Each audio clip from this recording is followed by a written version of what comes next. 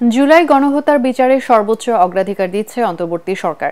শহীদ পরিবারের আর্থিক সহায়তা প্রদান অনুষ্ঠানে এ কথা জানান আইন উপদেষ্টা ডক্টর আসিফ নজরুল। শহীদ পরিবারের আইনি সহায়তা দিতে লিগ্যাল এইড সেল গঠন করা হবে বলেও জানান তিনি। সরকারকে প্রশ্নবিদ্ধ করতে নানা ষড়যন্ত্র চলছে বলে অভিযোগ করেছেন আরেক উপদেষ্টা সৈয়দা রিজওয়ানা হাসান। এ সময় সার্জিস আলম বলেন, জুলাই বিপ্লবের শহীদদের রক্ত এখনও জীবিত, তাদের পরিবারের কেউ আর্থিক সহায়তা নয়, শুধু বিচার চায়। আরও জানাচ্ছেন ইয়াসিন রানা। জুলাই বিপ্লবে শহীদদের পরিবারের পাশে দাঁড়াতে ঢাকা দক্ষিণ সিটি কর্পোরেশন অডিটোরিয়ামে এই অনুষ্ঠানের আয়োজন করে জুলাই শহীদ স্মৃতি ফাউন্ডেশন। এ সময় ৭৭টি পরিবারের মাঝে ৫ লাখ টাকা করে চেক দেওয়া হয়। সিটি কর্পোরেশনের এই হলরুম শহীদ পরিবারের সদস্যদের কান্নাজনিত বক্তব্যে ভারী হয়ে ওঠে। খুনিদের বিচারের দাবিতে পরিবারগুলো সরকারের কাছে দাবি জানান, ক্ষোভ জানান তাদের নিরাপত্তাহীনতায়। কোন হাসপাতালে নিতে পারি নাই, পোস্টমর্টম করতে পারি নাই, কোন রকম কিশোরগঞ্জ তারাল উপজেলা নিয়ে যায়, ওইখানে কোন রকম দাপন দেয় আমরা। এ সময় উপদেষ্টা সৈয়দা রিজওয়ানা হাসান বলেন, সরকারকে প্রশ্নবিদ্ধ করতে অনেক ষড়যন্ত্র চলছে, নিজেদের মধ্যে বিভেদ তৈরি না করার আহ্বান জানান তিনি।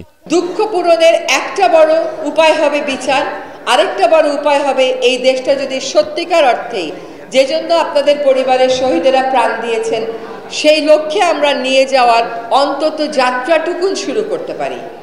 আপনাদেরকে এটাও মনে রাখতে হবে, ইংরেজিতে দুইটা কথা আছে। একটা কথা হচ্ছে জাস্টিস হারিড ইজ জাস্টিস বারিড। অতি তাড়াহুড়া করতে গেলে বিচারের মৃত্যু হয়। Justice delayed is justice denied. বিচার প্রলম্বিত হয়ে গেলে আসলে বিচার অস্বীকার করা হয়। আমরা কোনোটাই করার আমাদের ইচ্ছা নাই।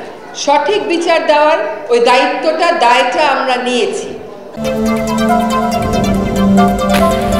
আইন উপদেষ্টা আসিফ নজরুল বলেন, আপাতত বিচার কাজ ধীরগতি মনে হলেও অচিরেই তা দৃশ্যমান হবে। ইনভেস্টিগেটর, বিচারক সবাইকে নতুন নিয়োগ দিতে হয়েছে।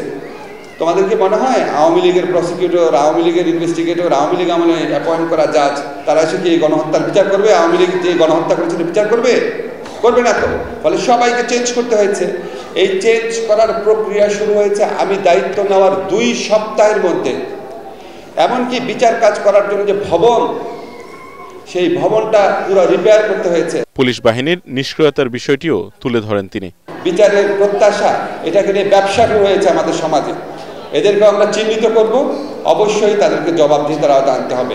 দলীয়ভাবে গড়ে তোলা প্রশাসন, পুলিশ, বিচার কাঠামো, এটার মধ্যে আমাদের অগ্রসর হতে হচ্ছে এবং এখানে আমরা স্লথ হচ্ছি, আমাদেরকে অনেক ক্ষেত্রে বাধা বিঘ্নের সম্মুখীন হতে হচ্ছে।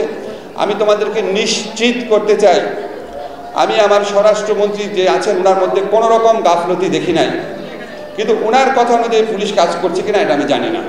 ইয়াসিন রানা, এটিএন বাংলা, ঢাকা।